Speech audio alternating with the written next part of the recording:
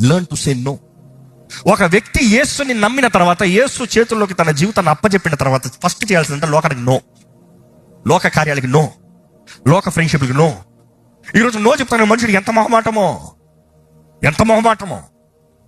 Be bold enough to say no. I'm a child of God. నేను దేవుడు సొత్తు, నా దేవుడు ఏమనుకుంటాడు అనేది నాకు ముఖ్యం. నువ్వేమనుకుంటా నాకు అక్కర్లేదు. I'm sorry. నా దేవుడిని నేను కనపరచాలి. నోటిపైన అదుపు లేదు, శరీర ఇచ్చలపైన అదుపు లేదు, పాపపు జీవితం, పాపపు కార్యాలు, మోహపు చూపులు. చూసి యేసుప్రభు అందుకనే పరిశీల పైన చాలా పడ్డాడు, ఎగిరెగిరి పడ్డాడు. కారణం ఏంటి? వారు బోధించేది ఒకటి, వారు జీవించేది ఒకటి. అందుకంటాడు, మీరు బయట చూస్తే తెల్ల సొన్నము కొట్టిన సమాధుల వల్ల ఉన్నారయ్యా, కానీ లోపల చూస్తే ఎలా ఉన్నారు? ఎండిన ఎముకలు, కుళ్ళు గబ్బు. బయటకు మాత్రం యువర్ సో గుడ్, ఎంత పెద్ద భక్తుడు, కానీ నీకు అర్థం కావట్లా. Lifeless person, no life. జీవం లేదు, చచ్చిన స్థితిలో ఉన్నావు. పరిశుద్ధాత్మ ద్వారా జీవింపజేసే శక్తి లేదు నీకు. అదే సమయంలో ఎండిన ఎముకలు, కుళ్ళు గబ్బు, బయటికి మాత్రం వాడిని వీడిని అందరిని చేతులు చూపిస్తావు.